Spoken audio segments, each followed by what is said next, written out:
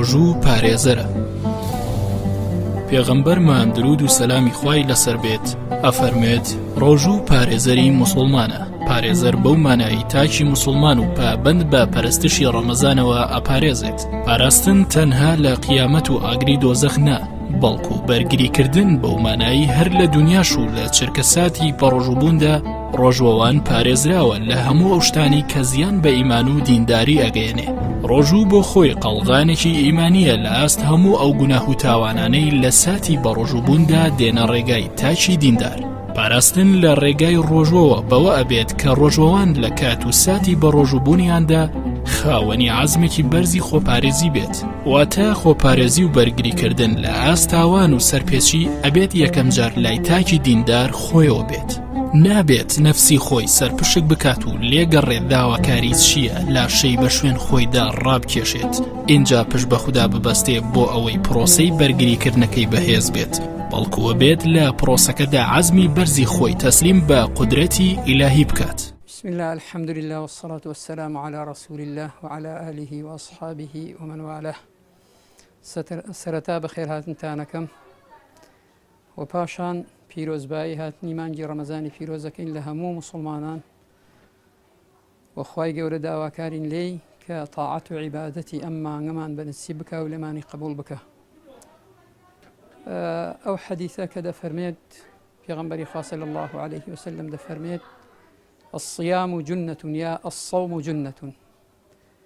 ئەفەرمێ ڕۆژوو قەڵغانە.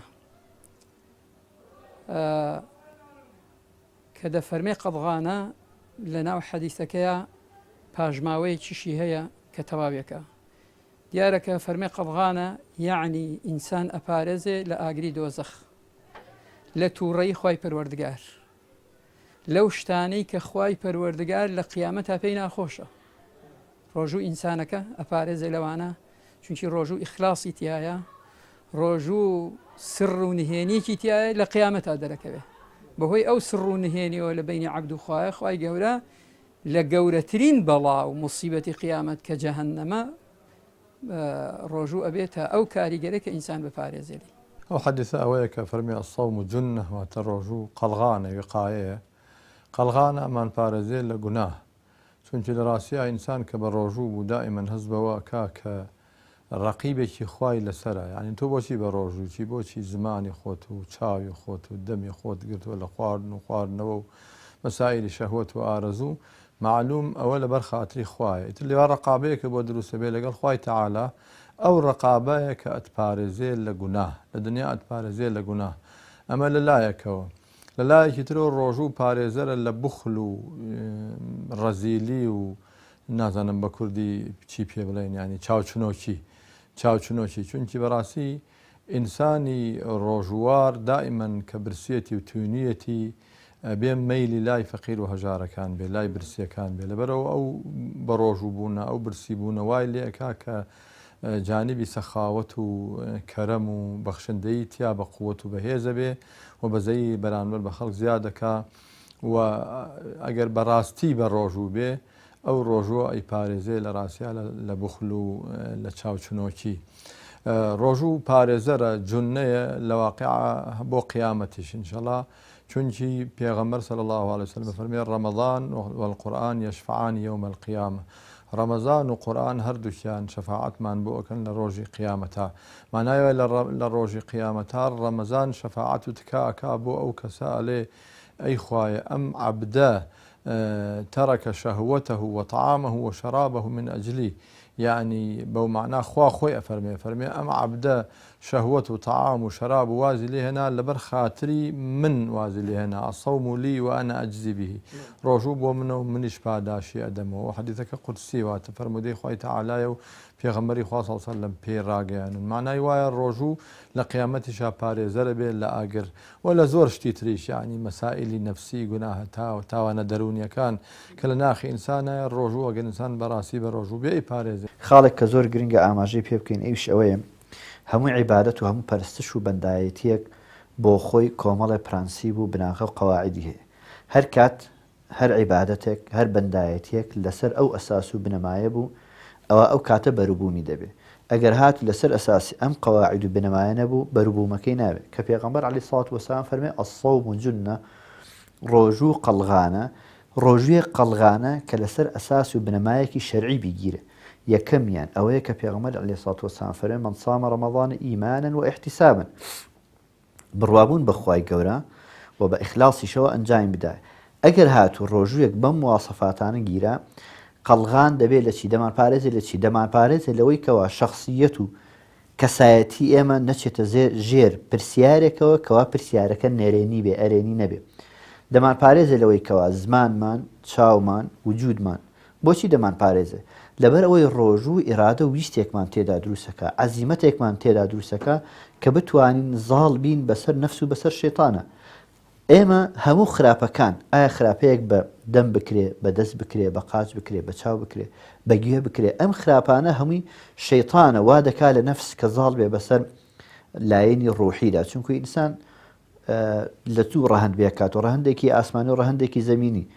لە قوڕ و لە ڕوحی خوای کە ڕوحی خوای گەورە ڕوحی پیا کرد لەم دوو ڕەهەندەیە ڕەهەندی زەمینی دائیمەن شێطان ڕای دەکێشێ بۆ خوارە ڕەهەندی ئاسمانیش کە ڕوحەکەیە دائیمەن بەرزی دەکاتەوە کەواتە لە ڕەمەزانە کە خوای گەورە سوبحانە وتەعالا شێطانەکان کۆت دەکا دەرگای جەهەنەم داخراوە دەرگای بەهەشت کراوەتەوە ڕەهەندە ئاسمانیەکەی زاڵ دەبێت بەسەر ڕەهەندە زەمینەکە کاتە ڕەهەندە ئاسمانیەکە زاڵ بەسەر ڕەهەندە زەمینەکە ئینسان ئەو کاتە دەپارێزرێ لەوەی کەوا ڕوانینی خراپ قسەی خراپ بیستنی خراپ هەنگاوان بەرەو خراپە ئەوانە هیچی نامێنێ کاتە دەیپارێزێ لەوەی کەوا شخصیەت و کەسێتی ئەم کەسە لە کەدار بێ یا بچێتە ژێر پرسیارێک کە پرسیارەکە نەرێنی بێ ببێتە هۆی ئەوەی کەوا کەسێتی ئەم کەسە نەمێنن بە ناوی خوای بەخشندە و میهرەبان یەکێک لە پایەکانی ئیسلام ڕۆژوگرتنە لە مانگی ڕەمەزان و ڕۆژوگرتنی یەکێکە لەو هۆکارە سەرەکیانەی بۆ پەروەردەکردنی دەرونی مرۆڤەکان و پەروەردەکردنی ڕۆحی مرۆڤەکان بۆیە ڕۆژوگرتن کە خۆگرتنەوەی لە خواردن و خواردنەوە ڕابواردن لە بانگی بەیانی تا بانگی ئێوارە ڕاهێنانی ئیرادە و ویست و توانایی مرۆڤەکانە پەروەردەکردنیانە لەسەر دنیایەک لە پاکی و لە چاکی و لە ساغی تەنانەت لە قورئانیش فەرمێ لەعەلەکم تەتەقون واتە خۆ پاراستن لە فەرمودەیە دەفەرمێ ئەسەوم و یا ئەسیام و جونە واتە پارێزەر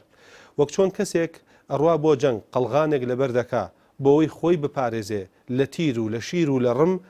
ڕۆژوگرتنیش پارێزەرە بۆی مرۆڤ خۆی بپارێزێ لە خواردن و خواردنەوە ڕابواردن پاشانیش لێەوە پەروەردە بێ لەسەر خۆ پاراستن لە تاوان لە هەڵا لە خراپەکردن مۆبایلێک کاتێک کە دەکڕین بەردەوام حەزەکەین شاشەکەی داپۆشین و بەرگێکی تێ بکەین بۆ ئەوەی کە پارێزراو بێ لە شتی تیژ لە کەوتنە خوارەوە لە هەر شتێکی تر ئەو کاتە مۆبایلەکەمان بەساغی بۆ دەمێنێتەوە کاتێک کە ئێمەش بە ڕۆژوو ئەبین بەشێک لەو پارێزگاریکردنە لەو درعەیەکە لە خۆمانی دەبەستین بۆەوەی خۆمان بپارێزین تەنانەت لە شتە حەڵاڵەکان چونکە خواردنی ئاوی سازگاری ناو بەڕادی ماڵەکەی خۆتان خواردنی میوەها لە ناو سەراجەکەی خۆتان حەڵاڵە بۆ مرۆڤ ڕابواردنی مرۆڤ لەگەڵ خێزانی خۆیدا حەڵاڵە بۆی بەڵام تەنانەت لە ڕۆژی ڕەمەزاندا خۆیەگرێتەوە لەم شتە حەڵاڵانەش کە بۆی دروستە بۆ ئەوەی کە لە داهاتووە بپارێزرێت لە هەر شتێکی دیکەی تر تۆ لە شتەکەی خۆت لە موڵکی خۆتت پاراست دواتر دەتوانیت لە دەوروبەری تریش لەو شتانەی کە بە دڵنیایی و حرامکراون لێت ئەتوانی خۆتی پارێزی لی بۆیە پێغەمبەری خوا عەلەیهی سەڵات وسەلام مامۆژگاری گەنجەکانی دەکرد کە بە تایبەتی ڕۆژوگرتن خۆپاراستن بەشێکە لە پەروەردەی گەنجەکان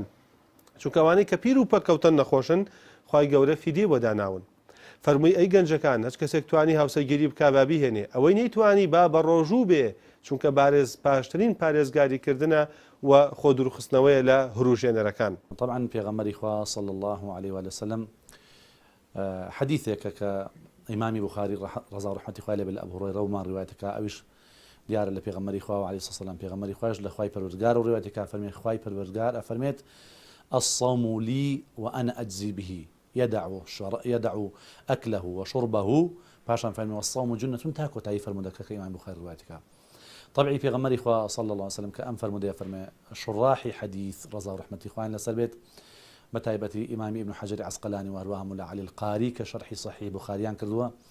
ئەفەرموون پێغەمبەری خوا عەلەیهی سەلام کە لێرە ئەم حەدیثە لە خواوە ڕیوایەتەکە فەرمێت ڕۆژوو پارێزگاریەکە جونە واتە تورسە واتە مەتاڵە واتە قەڵغانە پارێزگاریەکە لە ئینسان لە ڕۆژی قیامەتە لەوەی کە ناهێڵێ بڵێسەی ئاگر بێ بەسەریە حتا لە ڕواەتی کە ئیمامی ئەحمەدا ڕەزا و ڕەحمەتی خوای لێبێ ئەمەشی بۆ زیاد کراوە کە فەرمێت مالەم یەخریق هاواتە مادام ئەو قەلغانە نەدڕێنە شەبەقی تێ نەبات عەرزی پێغەمبەری خوا عەلەیهی سەلام کە فەرمن بیمە یەخریقها یا ڕەسوڵ عەلەیهی سەلام واتە بە چ شتێک خەرقی ئەوی نەکات و ئەو پەردە ئەدڕێنێ پێغەمبەری خوا عەلەیهی سەلام فەرمێ بیسیبابه وشتمه ونميمته کۆمەڵی شت لەم بابەتانە باس کەواتە پارێزگاریەکە لە ئینسانواتە فریادڕەسی ئینسانە لە قیامەتە نەک هەر لە قیامەتە بەڵکو لە یەکەمین منزلەی قیامەتە لە کۆتا منزلەی دنیایە کە گۆڕەکات پێغەمبەری خوا عەلەیهی سەلام فەرمێت کاتێککە ئینسان ڕائەکشێنرێ لە ناو گۆڕەکەەوە پرسیار و جوابی لێ ئەپرسێتەوانەیە لەلایەنی ئەو فریشتانێک کە خوای پەروەردگار مۆکەلی کردوون ئەفەرمێت نوێژەکەی دێت وەروەها ڕۆژۆکەی دێت حەجەکەی دێت زەکات و باقی خێر و خێراتەکانی دێن لە شێوەی ئینسانێکی جوانە عەمەلە ساڵحەکان دێن لە شێوەی ئینسانێکی جوانە هەمویان دڵخۆشیە دەن و ئارامی پێدەن کراوەکو ڕۆژی قیامەت ڕەنگە ڕۆژوەوان چاوەڕوانی ئەوە بکات کە پارێزگاری ڕۆژوو لە دنیا و لە کاتی ژیانی ڕۆژانەیدا ببینێتەوە بەڵام زۆر جار لە مانگی ڕەمەزاندا گوێبیستی ئەوە بین کە دەستگا پەیوەندیدارەکانی پەیوەندی بە تاوانکاریەوە ڕایەگەێنن لە مانگەدا ڕێژەی تاوان زۆر دابەزێت بە جۆرێک تەنانەت تاوانکارانیش لەم مانگەدا دەستی تاوانکاریان ڕاگرن ئەمەش پێمانەڵێ تەنانەت ئەوانش کە تاوان پیشەیانە ئەوەستن چ جای موسڵمانێکی پابەند بە پرەنسیپ و ئادابەکانی ڕەمەزان و ڕۆژوگرتن لە حەدیثەکە فەرمێ فإذا صام أحدكم فلا يرفث ولا يفسق وإن امرؤ قاتله أو شاتمه فليقل إني صائم إني صائم حديثك ئاماژەی بە چەند شتێک کردووە ئەفەرمێ ئەگەر جونەیە ڕۆژوو دیارە بۆ دنیا و قیامەت و دەفەرمێ ئەگەر کەسێک لە ئێوە بە ڕۆژوو بوو با لەو ڕۆژەیە شتێک نەکا کە ڕۆژووی پێ بەتاڵ بێتەوە ئەگەر هات و کەسێکیش بەری درگای پێگرت شەڕێک لە لای لابەلاوە گەڵێن ڕێگەی پێگرت ئەم ئینسانە خۆی دەرباز بکە و بفەرمێت پێی بڵێت من بە ڕۆژوم واتە ئەگەر شەڕی ویستی شەڕی لەگەڵ بکە ئەم شەڕ نەکات ئەگەر ویستی خراپە بکە ئەم خراپە نەکە حتا فەرمێگە جنێویدا یا قسەی ناشیرینی پێوت پێی بڵێ من بە ڕۆژوم دەمم ناخەمە دەمی تۆ شەڕکە مەکاتەوە ئەگەر بمانوێ باسی بکەین لە چی ئەمان پارێزێ لە دنیاە مەجای پاراستنەکە زۆرە خاڵی یەکەم ئەمان پارێزێ لە کوفر لە شیرک لە نیفاق لە مەعسیە و تاوان لە گوناهە گەورەکان چونکی پێغەمبەر صلی الله عليه و آله وسلم پێمان دەفەرمێ و بەیانی ئەکا بۆمانە فەرمێ من لم يدع قول الزور والعمل به فليس لله حاجة في أن يدع طعامه وشرابه فرمي أجر ڕۆژوانێک نەیتوانی بەرگری بکە لەو ئینسانە لە قسەی ناشیرین لە گوناه لە تاوان لە حەرام لە تەعەدا لە دەستدرێژی خەڵکی لە دەست و زمانی سەلامەت نەبوون دەفەرمێ خوای پەروەردگار پێویستی بەوە نییە کە ئینسانێک خۆی تین و برسی و بێتاقەت بکات یعنی ڕۆژوێکی دروست و شەرعی نەگرتووە ڕۆژووی دروست و شەرعی ئەوەیە کە هەموو ئەندامەکانی ئەعزای ئینسان لەگەڵ مەعیدە و گەدە و ئەمانەیە هەمووی بە ڕۆژوو بێت ئەرزم کردیەوە هەر پرسیاریەکەمان ڕوونمان کردەوە لە ڕاستیان لە دنیا ئەو کە فەرمێ سەوم و جونە یعنی ڕۆژ و وقایەیە پارێزەرە لە هەموو جۆرەکانی گوناهین تۆ لە ئیسا گونجێ ئەگەر بە ڕۆژوو نەبی جۆرێ ئازادی و حڕیەت و تەلاقەت هەیە بەڵام کاتێک کە بە ڕۆژوو بووی هەست بەوە ئەەکەی تۆ کۆتێکت لە خۆت کردووە ئەو کۆتە کۆتی ڕۆژووە بۆیە پێغەمبەری خوا صلی الله علیه و سلم لە فەرمودەیەکی تریا فەرمێ ئەگەر ڕۆژوار وإن امرؤ شاتمه أو قاتله فليقل إني صائم إني صائم يعني ئەگەر پیاوێ ئینسانێ لە ڕۆژووی ڕەمەزانە تۆ بە ڕۆژوو بووی جنێویشی پێدای جەنگیشی لەگەڵا کردی تۆ وەڵامی مەدەرەوە بڵێ ئینی سائیم ئینی سائیم بەو شێوە جوای برۆ بڵێ من ڕۆژوارم مانای وایە لە ڕاستیە ڕۆژوو لە ڕۆژوار ئەو ڕۆژووە وەختی ڕۆژوە ئەبێ بیپارێزێ لە هەموو جۆرەکانی تاوان ئەبێ چاومان بپارێزە چونکی ڕۆژوو تەنیا ڕۆژووی زمان نییە کە زمانە بگری لە خواردن و لە خواردنەوە و شەهوەت و ئارەزۆکانە بگری لەو شوێنانەی ترکە مەسەلا شەهوەت و ئارەزوی تیا بەجێبەجێ ئەکرێ بەڵکو ڕۆژووی دەرونیشە وەکو چۆن ئەبێ لاشەمان بە ڕۆژوو بێ دەروونمان بە ڕۆژووی بێ دەروونمان بە ڕۆژوو بێ لە غەیبەت چاومان بە ڕۆژوو بێ لە نەزەری حرام گوێمان بە ڕۆژوو بێ لە بیستنی شتی حرام و گوناه و تاوان و گۆرانی و غەیبەت و ئەم جۆرە شتانە جنێودان و ئەمانە هەمووی ڕۆژوو پارێزەرە لەمانە لە ڕاستیە هەر ئەو ئەکرێ وەڵامی پێشوو بە شێوەیەکی تر بڵێن ڕۆژوو ئەگەر بێت و بەو قەواعیدە شەرعیانە بگیرێ ئەتوانێت لە دنیادا کەسێتیەکی گەورەمان بۆ دروستکە مەسەڵەن چۆن دائیمەن لەناو کۆمەلگاتە کەسێک خاوەنی ڕێز و گەورەیەکەوە بتوانێت زاڵ بێ بەسەر خۆیدا لە کاتی تۆڕەییە خۆی بگرێ لە کاتی ڕوانینە ئەوەی کەوا بۆی ناڕەوایە نەڕوانە یاوەخو بە تعبیرێکی تر لە دنیادا هەموو کەس سنوورێکی هەیە بۆ ئازادیەکانی ڕۆژوو فێرمان دەکا کەوا سنووری ئازادیەکانی خۆمان چەندە نەیان بەزێنین ئەگەر هاتو ئێمە توانیمان ڕۆژوویەکی شەرعی بگرین ئەو کات سنووری ئازادیەکانی خۆمانمان فێر دەکا کە ئێمەش لە سنووری ئازادی خۆمانە خولاینەوە لە بازنەکەی خۆمان نابووین زیانمان بۆ کەس نەبوو ئەو کاتە کەسێتێکی گەورەمان لێ دروست دەبێت کاتە لە دنیادا فێرمان دەکات چۆن بژین بۆ ئەوەی قیامەتی پێم سۆگەرکەین ڕۆژوو دەرعێکە زرێ پۆشێکە بۆ ئەوەی کە مەمان پارێزێ یەکەم لە هەوا و ئارەزوو شەهەواتەکان چونکە ڕۆژووگرتن ئەو کەسێک کە بە ڕۆژوو بوو واتە دەستی بە ڕۆژووە زوبانی بە ڕۆژووە چاوی بە ڕۆژووە گیانی بە ڕۆژووە هەست بە مراقبەی خوای گەورە دەکات سوبحانەه وتەعالا بۆ یەکەم خۆی دەپارێزێ لە هەوا و ئارەزوو شەهەواتەکان کە ئەمەش خاڵێکی زۆر گرنگە مرۆڤی مسلمان خۆی ئەپارێزێت لە تەنانەت لە درۆکردن چونکە لە حەدیثە هاتۆ دەفەرمێ ئەگەر هاتو کەسێک لە ئێوە بە ڕۆژوو بوو فەلا یەرفەث با قسەی خراپ نەکا با درۆ نەکا و لە فەرمودەی ترا هاتوو هەچ کەسێکەوە ڕۆژووگرتنەکەی دووری نەخاتۆوانێ لە قەولی زوور لە درۆکردن لە شایەتی درۆدان ئەوە بەڕاستی تەنها دوور کەوتۆتەوە لە خوای گەورە و ڕۆژەکەی سوودی پێناگەێنێ ناخی مرۆڤ کۆمەڵێک سروشتی هەیە کە پێر ناگا و فێر نابێت لە حاڵەتێکی برسێتیدا نەبێت برسێتێکی مەبەستکراو بۆیە هەندێک وەتەر هەیە لە ناخی مرۆڤدا هەندێک ژێ هەیە لە ناخی مرۆڤدا تەنها ڕۆژووگرتن ئەیان کاتەوە تەنها ڕۆژووگرتنی مەبەست کە خۆگرتنەوەی لە خواردن و خواردنەوە ڕابواردن ناخی مرۆڤ کاتەوانێ هەست و سۆزەکانی سافەکە دڵی خاوێن ئەکا ڕەوشتی جوان ئەکا ڕەفتاری شیرین ئەکا گفتوگۆی وا لێ دەکا پەیوی نورین بێت چونکە من زوبانم ئەپارێزم لە حرامەکان لە خراپەکان وای لێ دەکا سیرکردنی مەبەست بێ بیستنی مەبەست بێت کە ڕۆژگارانی تر گوێی نەداوە بەوەی کە ئەیبیستێ و ئەیبینێ بەڵام جوانترین فلتەرە بۆی کە مرۆڤەکان خۆی بپارێزێت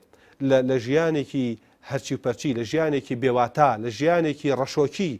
لەمە دوا ژیانێکی پڕ لە ڕێکخراوی پڕ لە جوانی پڕ لە پاکی پڕ لە دنیای ئەوین بۆ مرۆڤ دروست ئەبێ بۆیم ڕۆژوو پارێزەرە ئەمان پارێزێ لەوەی کە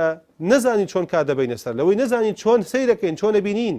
لە ڕەمەزانە ئەوجا ئازانی کەسەی تەلەڤیزیۆنەکەی چ دنیایەکی تر تا ئێستەکانی هەبوو پێت نەزانیوە سەیر ڕۆژکاری ڕۆژانە دەکەی توانێ ئەو کاتە ئەزانی کە تا ئێستەکانێ بێبەرنامەیی چۆن ژیانی مرۆڤەکانی کوشتووە بەرنامەیەکی جوانت پێشکەش دەکا ژیانێکی ڕەنگاڵت پێشکەش دەکا لە دنیای هەر خودی ئاەتەکە کە لە قوتایە فەرمێت کوتیب عەلەیکم الصیام تا ئاەتەکە کە فەرمێ لعلکم تتقون بە ئومێدەوەی کە ئێوە بپارێزن خۆ ینی خۆتان پارێزن و ڕۆژە خۆش بێتە هۆکارێ بۆ پاراستن کاتێک کە بابای مسلمان بە ڕۆژوە بێت خۆی ئەگرێتەوە لە قسەی نابەجێ گوتن قسەی ناشەرعی گوتن وەروها کاتێک کە بابای مسلمان بە ڕۆژوە بێت نەک قسە بە خەڵکی ناڵێت و جنێو ناڵێ بە خەڵکی بەڵکو ئەگەر بێت و کەسێکی ژنەوی پێ بدات ئەم ئینذاری کات و هۆشیارێکی پێداڵێ فلانە کەس تا ئەم ئاسە ڕاوەستە چونکە من بە ڕۆژوم وەروها ئەگەر بێت و کەسێک شەڕی لەگەڵا بکات و لەگەڵا بێ بجەنگێت پێڵێ ئەنا صائم من بە ڕۆژوم کەواتە پارێزگاری لێکە لەوەی کە هەم تەحملی ئەذیەت و ئازاری خەڵکی ئەگات و هەروە هەمیش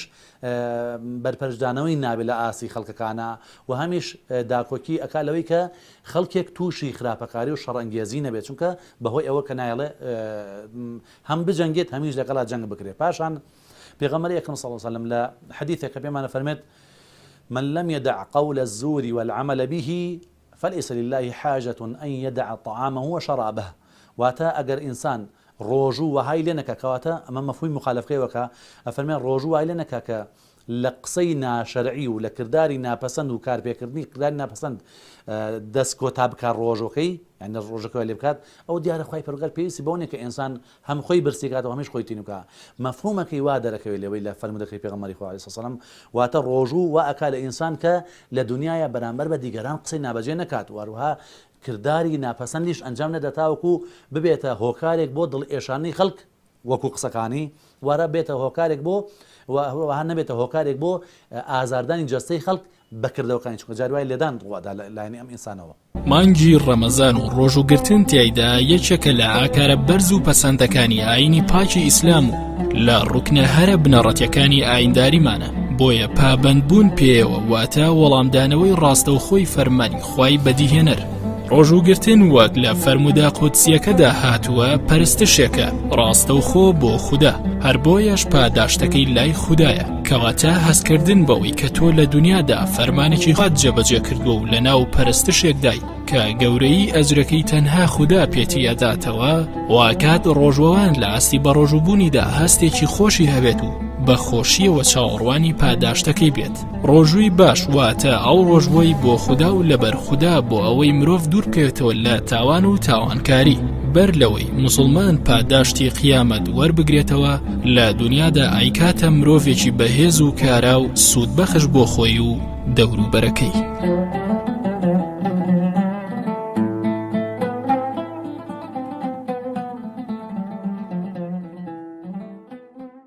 ئەو ڕۆژوە دیارە پاراستنەکەی لە دنیا و لە قیامەتە لە بواری عەقیدەیە ئینسانە پارێزێ و لە بواری ئیجتیماعی و کۆمەڵایەتیشە ئینسانە پارێزێ دیارە ڕۆژووی شەرعیە ڕۆژووی شەرعی پێغەمبەر صلی الله عليه و آله وسلم بە دەرمان دایناوە ئەوەتانێ لە بواری کۆمەڵایەتیە بە تایبەتی جانیبی ئەخلاقی و ئەمانە تأثیر و شوێنەواری گەورەی هەیە پێغەمبەر صلی الله عليه و آله وسلم ڕوو ئەکاتە گەنجەکان و فەرمێ يا معشر الشباب من استطاع منكم الباءة فليتزوج ئەفەرمە ئەی کۆمەڵی گەنجان ئەو کەسەی توانای هەیە و پێداویستی ژنهێنانی هەیە با ژن بێنێت چونکی بەڕاستی ئەبێ بە پارێزەری و پاشانە فەرمێ ومن لم يستطع فعليه بالصوم فإنه له وجاء ئەفەرمێ هەر کەسێکیش پێداویستی ژنهێنانی نەبوو با بە ڕۆژوو بێ ڕۆژوو ئەی پارێزێ ئەو ڕۆژوە شەرعیە ئەو ڕۆژوەیە زاناکانە فەرمون ڕۆژوو سێ پلەی هەیە پلەی یەکەم عامەی خەڵکە کە مەعیدەیان هەڵ ئەگوشن خۆیان بەرگریەکەن لە خواردن و خواردنەوە و سەرجەیی پلەی دووهەم ئەفەرمون ڕۆژووی عەبدە ساڵحەکانە ئەمە عامەی خەڵک ئاوایە بەڵام عەبدە ساڵحەکانی خوای گەورە فەرمون وەک گەدەیان هەڵگوشیوە و خۆیان لە حەڵاڵ پاراستووە مەعیدەیان بە ڕۆژووە ئەفەرمون زمانیشیان بە ڕۆژووە وەک لە حەدیثەکە ئاماژەی پێکرد باسمان کرد زمانی پارێز ئینسانەکە لە حەرام چاوی ئینسانەکە بە ڕۆژووە لە حەرامی پارێزێ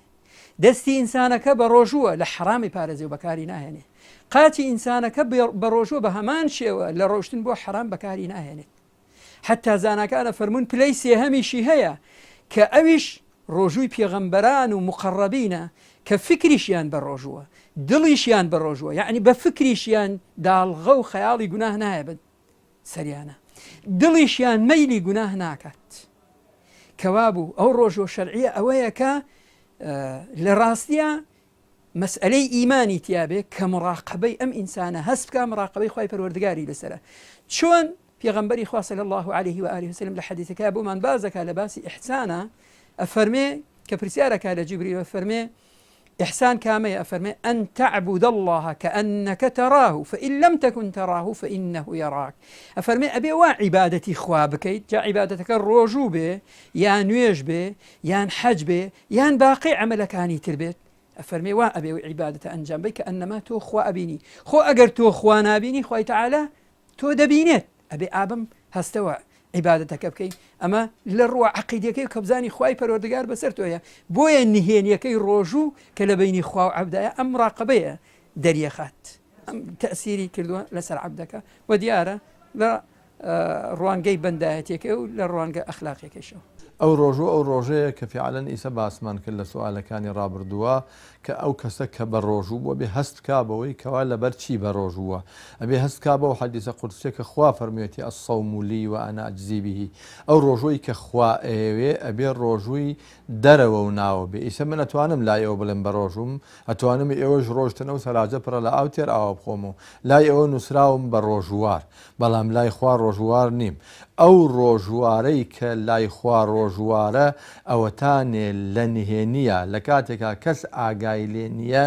ئللا زاتی پاکی خوانەبێ ئالەویا خۆی بگرێتەوە لە خواردن و لە خواردنەوە جا کەسێکە لە بەرخاتری خوا و لە نهێنیا خۆی گرت لە خواردن و لە خواردنەوە لە شتە زاهریەکان معنای وایە ئەبێ خۆشی بپارێزێت لە گوناهە دەرونیەکان لە تاوانە نادیارەکان وەکو باسمان کرد لە غەیبەت لە حەسادەت لە بوخل لە چینەبەری لە ڕق بەرانبەر بە موسڵمانان لە دۆستایەتی بەرانبەر بە کافران و ناموسڵمانان یعنی ڕۆژوارە بێ هەموو ئەمانە ئەم هەموو مەعانیە جوانانە لە لای جەم بێ لە لای حازر بێ دیکەوا بوو ڕۆژوو پارێزەرە ئەسەوم جونە بۆیە حەدیسەکەیشە فەرمێ ئەسەوم لی و ئەنا ئەجزی به خوا فەرمێ ڕۆژوو بۆ منە یعنی ئەو ڕۆژۆی کە ئاوا بێ خوا فەرمێ بۆ منە نەک ڕۆژۆیکی زاهری تۆ بە زاهری بە ڕۆژووی بەڵام لەولاوە خۆ ناپارێزی لە غەیبەت لە نەزەر لە تاوان لە گوناه لە جنێودان ئەوە ئەو ڕۆژوو نییە کە خوا دەربارەیە فەرمێ ئەسەوم لی و ئەنا ئەجزی به و ئەو ڕۆژۆیش نییە کە خوا ئەفەرمێ ئەسیام و جونە ئەم جارە ئەو ڕۆژۆیە کە پێغەمبەری خوا صلی الله علیه و سلم ئەمرەکا بە شەبابە فەرمێ یا معشەرە الشەبابی من استطاع منکم الباءة فليتزوج کێ لە ئێوە توانای هەیە ژن بێنێ با ژن بێنێ وئیلا فعليه بالصوم ئەگەر بە ناتوانێ ژن بێنێ با بە ڕۆژوو بێ فإنه له وجاء یعنی ڕۆژوو بۆ ئەبێتە پارێزەر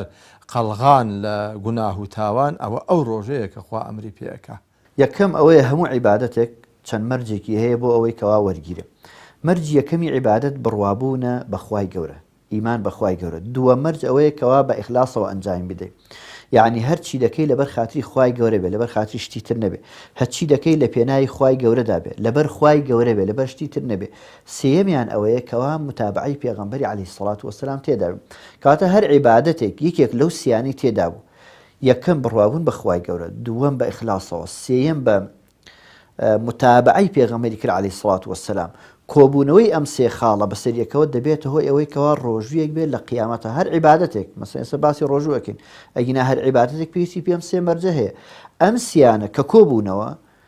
یەکیان گرت عیبادەتێکە بێت لە قیامەتا پێی سەربەرز دەبین بەڵام هەر کات هات و کەسێک ڕۆژوو بوو لەبەر خاتری خوای گەورە بەڵام متابعەی پێغەمبەری تیانە عەلەیهی سەڵات وەسەلام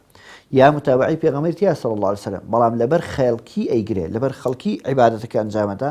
ئەمانە لە قیامەتا بەرووبوومی نییە بۆیە پێغەمبەر صلی الله عليه وسلم فەرمێ من لم يدع قول الزور والعمل به فليس لله حاجة من أن يدع طعامه وشرابه هەر کەس لە کاتی ڕۆژبوونە ئەگەر واز لە وتە و کردەی خراپ و نابەسەند نهێنێ خوای گەورە پێویستی بە عیبادەتی نییە عیبادەتی ئێمە لە پێناو خۆماندایە نەک لەبەر ئەوەی کە خوای گەورە قازان جێ بکە بۆچی دەبەرەوەی سیر کە خوای گەورە لە باسی قوربانی ئەفەرمێت لن ينال الله لحومها ولا دماؤها ولكن يناله التقوى منكم لە عیبادەتی قوربانیکردنە خوای گەورە نەپێویستی بە خوێنەکەی نەپێویستی بە گۆشتەکەی ئەی مەسەلەکە چیە مەسەلە ئەوەیە کەوا ئینسان چەندە بۆ خوا ئەنجامیەدا کەواتە ڕۆژووگرتنێک یا ڕۆژوویەک کەوا دەبێتە قەڵغانێک لە دنیا و قیامەتە مایەی سەربەرزی قیامەت دەبێت ئەو ڕۆژوێکەواتی حکمەتەکەی و فەلسەفەکەی هاتوێتە جێکە ئیش چییە کە خوای گەورە فەرمێ لعلكم تتقون کەواتە بڕوابوون بە خوای گەورە ئیخلاص و متابعە هەر عیبادەتێک ئەم سیانەی تێدا بوو ئەو عیبادەتە ئەوەیە کە خوا لە قیامەتا وەری دەگرێت و پاداشتی لەسەرداتەوە بەڵام هەر کات هاتوو یەکێک لەوانی تێدا نەبوو مەسەن کابرا بە ڕۆژوە بێ لەبەر خاتری دایکی یا لەبەر خاتری باوکی وەڵا لە کۆمەلگایەکا دەژی هەموو خەڵکی بە ڕۆژوە با منیش بە ڕۆژوو بم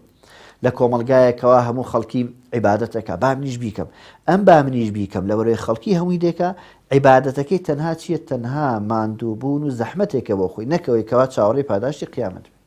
دیارە ڕۆژووگرتن ڕواڵەتێکی هەیە کە خۆگرتنەوەی لە خواردن و خواردنەوە ڕابواردن بەڵام ڕۆژووگرتنێک کە سەرە دەستپێکەکەی بەمەیە ڕۆژووگرتنێک کە خوا ئەفەرمێ ئەسەوم لی و ئەنا ئەجزی به هی خۆمە ڕۆژووگرتن من خۆم پاداشی ئەدەمەوە چونکە فێری نیەت پاکیمانەکە چونکە فێری ئەومانەکە بە پەنهانی ساغ و پاک بین زۆرێک لە خەڵکی لە ڕواڵە تا ساغ و پاکە بەس پەنهانی وێرانە بۆتە کەلاوەی ڕووخاو پڕێتی لە گورگ و لە مار و لە هەژدیها بەڵام ڕۆژوو فێرمانەکە وەکو چۆن لە دەرەوە خەڵگەزانانی بە ڕۆژوم لە ناوە لە ماڵەوەش خۆتوانم ئەو بخۆمەوە خۆتوانم نانێ بخۆم بەڵام نایکەم بۆ چونکە ئازانم خۆ ئاگای لێمە بۆیە ڕۆژوو پێمان دەڵێ فێرمانەکە کە ناخیشمان پاک بێ کە نهێنیەکانمان پاک بێ کە لە کاتی نهێنی و پەنهانیدا دنیایەک لە چاکی و لە ساغی و لە جوانی و لە پاکی بنیاد بنین بۆی ئەو ڕۆژەیەمان پارێزە لە ڕۆژی قیامەتە ئەو ڕۆژەیە کە لە ناخەوە هەڵقوڵاوە کە ڕەگوڕیشی لە دڵا چەسپاوە کە نیەتی مرۆڤەکان ساغەکە کە مرۆڤ دەمەزەر دەکاتەوە کە شەحنێکی ڕاستەقینەی ئیمانی دەکاتەوە ئەو ڕۆژوگرتنەیە کە هەموو مرۆڤایەتی پێویستی پێێتی بەو پەڕی قەنەعەتەوە دەڵێم ئەگەر هەموو مرۆڤایەتی لە وڵاتی ئەمریکا ئەوروپا هەموو مرۆڤەکان ئەگەر پێیان هێناسەی ڕۆژوگرتنیان بۆ بکەی ئەوانیش پێویستیان بۆیە کە بە ڕۆژوو بن حتا و کەسێک کە ملحیدە پێویستە بەوەی کە بە ڕۆژوو بێ لەبەرەوەی تەندروستی بۆ لاشەی بکرێتەوە لەبەرەوەی جاربەجارێک برسی بێ لەبەرەوەی کەوەتەری ناوەڕاستی دڵ و دەروون و هەسو سۆز و پەروەردەی ناخی مرۆڤەکان وا پێدەکا کە برسێتی بوو ئاگای لە هەژارە بێ ئاگای لە نەدارە بێ ئەو کاتە هەست دەکا بە حاڵێکی ڕاستەقینەی مرۆڤایەتی ئەو کاتە گڕێت و بە خودی خۆی چونکە ئێمە سەرقاڵین مۆبایل لەوای لێ کردوین بەردەوام سەرقاڵ بین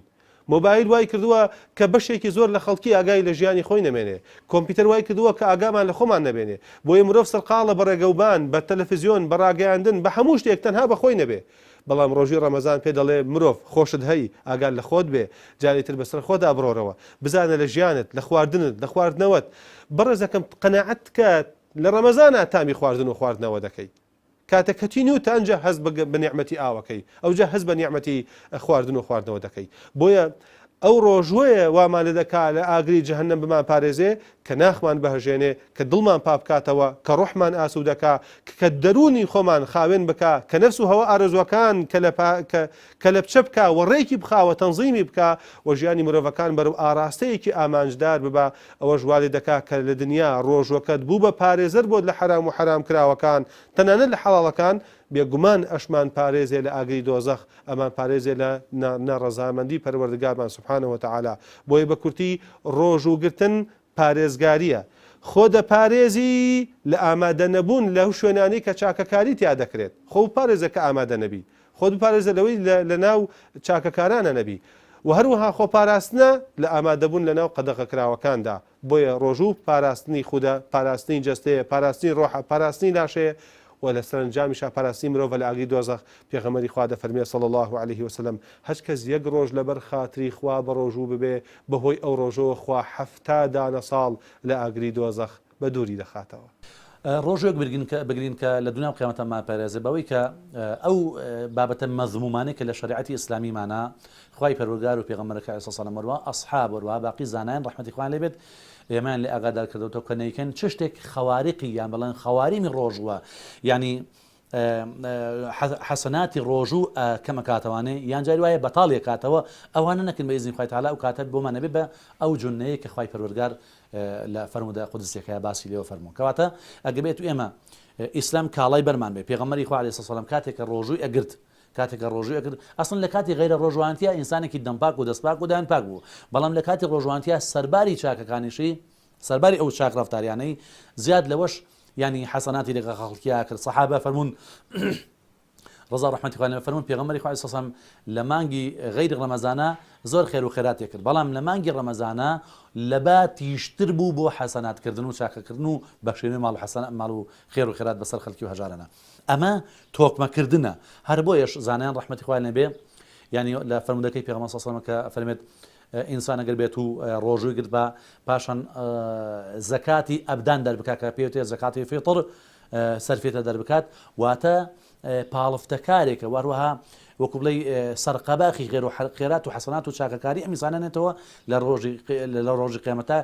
لە هۆی ئەو ئازا ئەو کارە ناپەسەندانی کە لە کاتی ڕۆژەکەی گرتێتی واتە ڕۆژێکی جوان بگرێت وەروە زەکاتی فیتڕەکەشی دەربکات ئەو کاتێتر بە ئیزنی خوای پەروەردگار ڕۆژێکی باشی گرتووە ئەبێتە پارێزگاری کاری لە ڕۆژی قیامەتە بە ئیزنی خوا رەب العالەمین.